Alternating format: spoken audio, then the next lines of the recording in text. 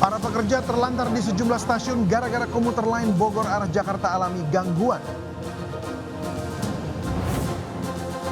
Angin kencang di Jakarta terutama siang hari diprediksi berlangsung hingga pekan depan.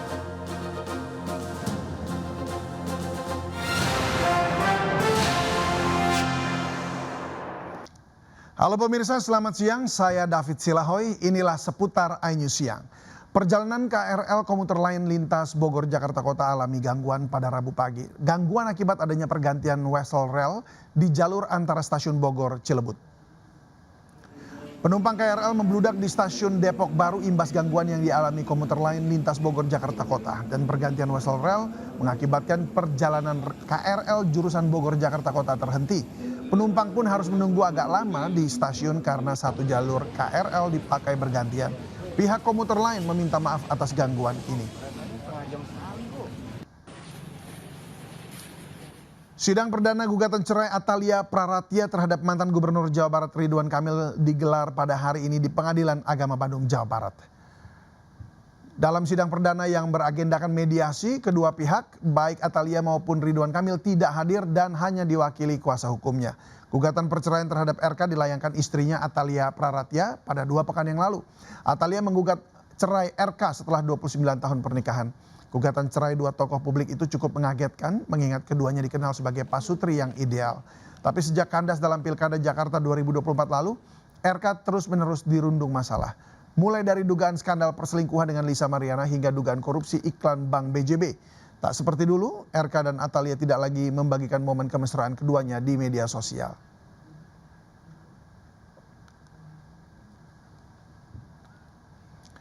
Jurnalis kami Amrina Rida sudah berada di Pengadilan Agama Bandung. Rida, publik bertanya-tanya nih, apa penyebab gugatan cerai yang dilayangkan terhadap Ridwan Kamil?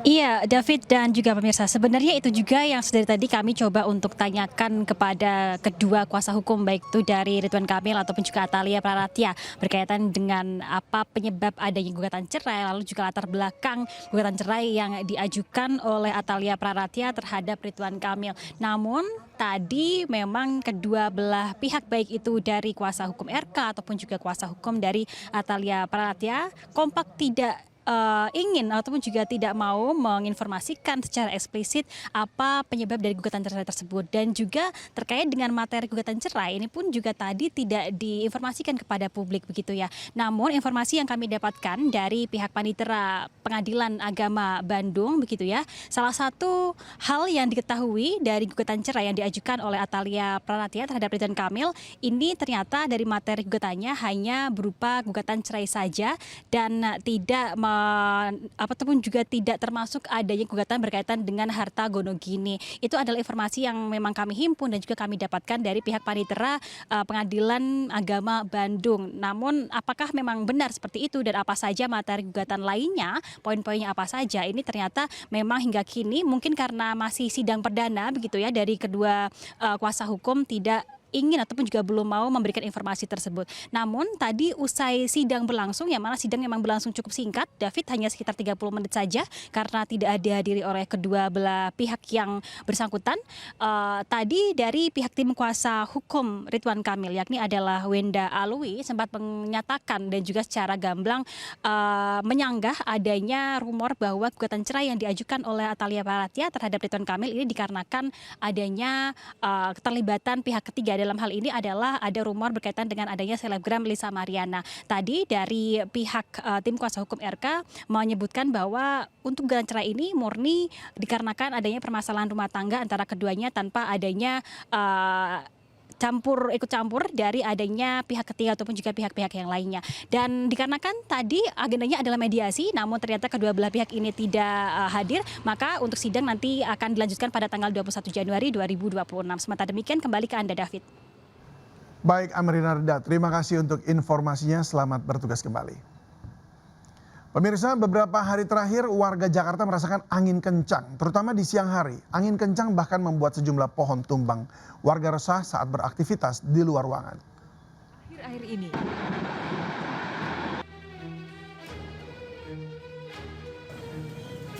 Angin kencang sering terjadi akhir-akhir ini. Tak hanya saat hujan deras, angin kencang juga melanda saat cuaca cukup cerah di siang hari. Bahkan akhir pekan lalu bukan lagi angin kencang, tapi puting beliung melanda wilayah Jakarta Utara. Sapuan angin kencang berlanjut di pekan ini membuat sejumlah pohon tumbang. Di antaranya di kawasan Sunda Kelapa, Jakarta Pusat, sebuah pohon tumbang dan menimpa 5 mobil yang terparkir. Pohon tumbang juga terjadi di kawasan Gunawarman, Jakarta Selatan, menimpa kendaraan yang melintas. Deputi Meteorologi BMKG Guswanto menjelaskan angin kencang di Jakarta akhir-akhir ini terkait puncak musim hujan. Kondisi ini berpotensi berlangsung hingga 21 Desember 2025. Selama periode tersebut, warga Jakarta harus mewaspadai potensi hujan lebat, petir, dan angin kencang, terutama saat beraktivitas di luar ruangan dan berdekatan dengan objek tinggi seperti baliho, tiang listrik, dan pohon besar. Tim Liputan iNews melaporkan. Gubernur Jakarta meminta pohon-pohon tua dirapikan agar tidak memakan korban. Ada Anissa Rizkia di kawasan Jalan Teguh Umar Menteng, Jakarta Pusat. Anissa, apakah sudah ada perapihan pohon-pohon di sana dan bagaimana mengenali pohon tua yang rawan tumbang?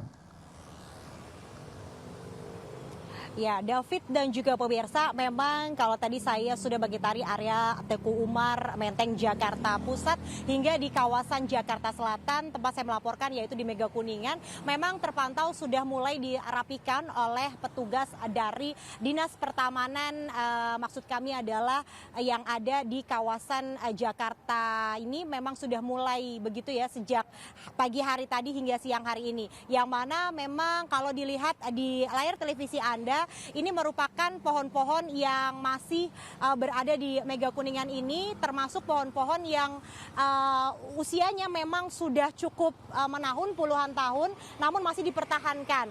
Dan kalau dilihat dari sudut kemiringannya ini melebihi 30 derajat, itu artinya memang ini salah satu pohon yang harusnya juga sudah mulai ditebang karena salah satu ciri-ciri yang rawan tumbang apabila terjadi angin kencang di wilayah Jakarta.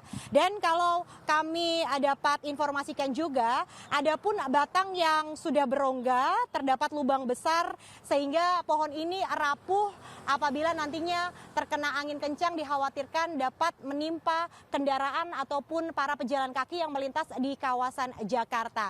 David, hingga kini memang Gubernur Jakarta Pramono Anung juga menghimbau kepada warga begitu agar lebih waspada karenanya memang perkiraan cuaca dari BMKG pada tanggal 17 Desember ini masuk musim penghujan dan diperkirakan puncak dari musim penghujan ini akan tiba sampai tanggal 21 Desember 2025.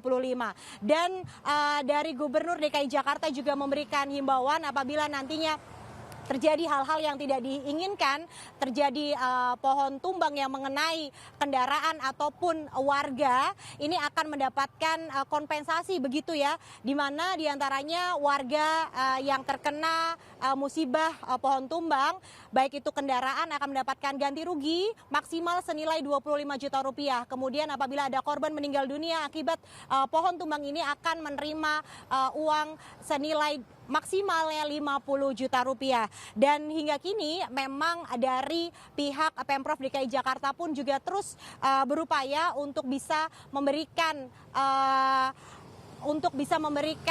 keamanan bagi warga yang melintas di kawasan Jakarta Utara apabila terjadi angin kencang. Demikian saya kembalikan kepada David yang ada di studio. Baik, terima kasih Anissa untuk informasinya. Selamat bertugas kembali.